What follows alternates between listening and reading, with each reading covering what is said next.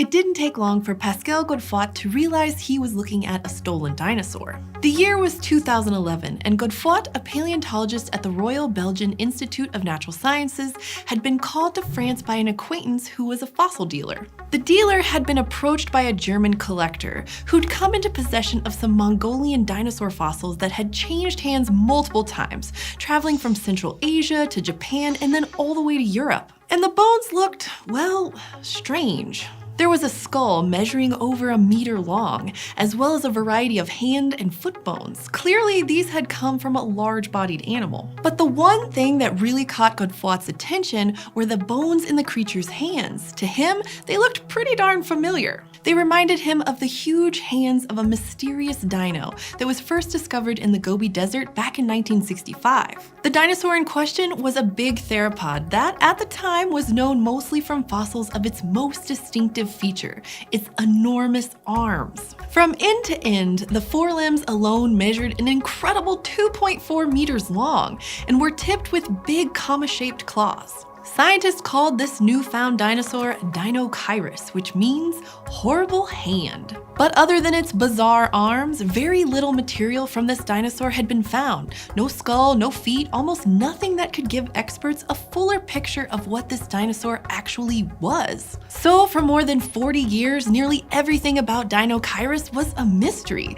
How big was it? What did it eat? How was it related to other species? And just what did it look like? The bones Godefroy recognized in that chance encounter in France would be the first big break in this scientific cold case. But before the case of Deinocheirus could be solved, paleontologists would have to contend with the darker side of their science, things like vandalism, poachers, and the black market fossil trade. And in the end, the creature they would discover would turn out to be, from head to tail, one of the weirdest dinosaurs ever known. Deinocheirus was first described by a Polish paleontologist who had been prospecting in the Gobi Desert for fossils from the late Cretaceous period. There, she and her team discovered 3 fragmented backbones, some ribs, and several of the stomach-lining bones called gastralia that dated to around 70 million years ago. And then there were, of course, the arms.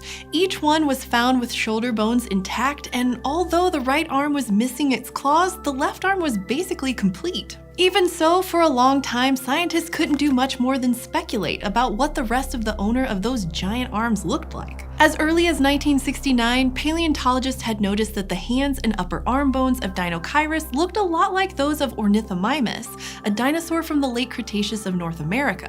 Ornithomimosaurs, also known as ostrich mimics, were a group of beaked theropods with long necks, long legs, and long arms. But there's long and then there's long.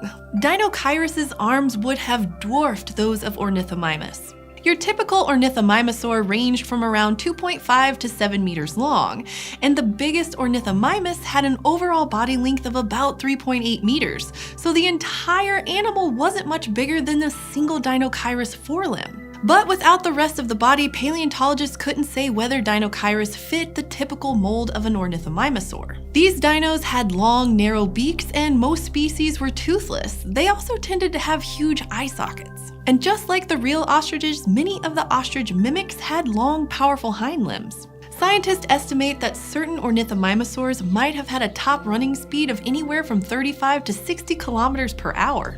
As far as feeding goes, it's been hypothesized that some Ornithomimosaurs use their long arms and slender fingers to grasp fern fronds and tree limbs. And plant eating in these dinosaurs has been supported by the discovery of a dozen skeletons of Cyno-Ornithomimus, with clumps of gastroliths inside their body cavities. Gastroliths are tiny rocks that some animals swallow to help grind up food for digestion, and in modern birds, gastroliths are usually associated with a plant-based diet. However, most experts think that in addition to plants, Ornithomimosaurs probably ate insects and small animals.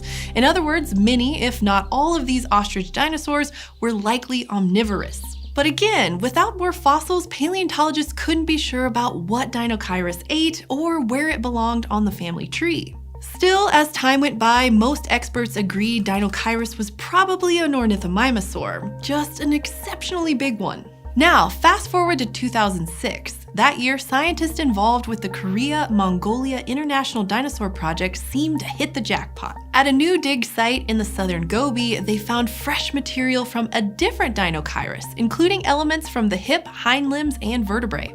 And better still, an incomplete arm, more backbones, and other parts of a third Deinocheirus turned up in yet another new quarry in 2009. But unfortunately, both of the new sites had already been ravaged by fossil poachers, a serious problem in the Gobi. Raiders had smashed up many of the fossils, and it looked like other bones, including the skull, had been taken and smuggled out of the country. Poachers often take skulls, hands, and feet and then destroy or leave behind the rest of the skeleton. But enough fossils were left that experts could identify the two new specimens as Deinocheirus, based on comparisons with the material found in 1965. And after word of all the new discoveries got out, the paleontologists caught a lucky break in that meeting with the fossil trader in France. After seeing the German collector's fossils, Godefroy got in touch with the team that had been working in the Gobi. He told them he'd seen the bones of a strange and familiar Mongolian dinosaur. The hand bones from this specimen had definitely come from a Deinocheirus. And there was more. A right foot included with the collector's specimen was missing a toe bone. There was just an empty impression in the rock where it should have been. But that little bone wasn't lost forever. A toe bone that had just been recovered in 2009 fit the empty impression perfectly. The missing toe and the fossil collector's bone came from the same individual, like a dinosaur Cinderella. Clearly, the specimens in France were the very bones that had been poached from one of the new Deinocheirus sites. And that meant the skull the fossil collector had was a Deinocheirus head. After so many years of searching, scientists finally knew what the dinosaur's face looked like. Once the situation was explained to the collector who owned the plundered bones, he donated them to Godefroy's museum. There they were studied and eventually returned to Mongolia. And after their long, strange journey, they were reunited with the rest of the skeleton. Between the material taken from the 2006 and 2009 sites and from the original 1965 site, scientists now had samples of almost every single bone in Deinocheirus' body. And it must have been a sight to behold. With a maximum length of about 11.5 meters, the creature would have rivaled some tyrannosaurids in size. And some anatomical clues, like the toothless beak, showed that scientists were right in thinking that Deinocheirus was a gigantic ornithomimosaur. But it was the weirdest looking ostrich mimic that anyone had ever seen. For starters, the skull, which was over a meter long, had a broad duck-like bill. And some of its backbones had tall neural spines, supporting a strange triangle-shaped sail. At the end of its tail, the last few vertebrae were fused together into a structure called a pygostyle. In living birds, the pygostyle is an attachment point for tail feathers, so Deinocheirus probably had a tuft of feathers at the end of its tail. These have been seen in a few other non-avian dinosaurs, but nobody had ever found one on an ornithomimosaur before.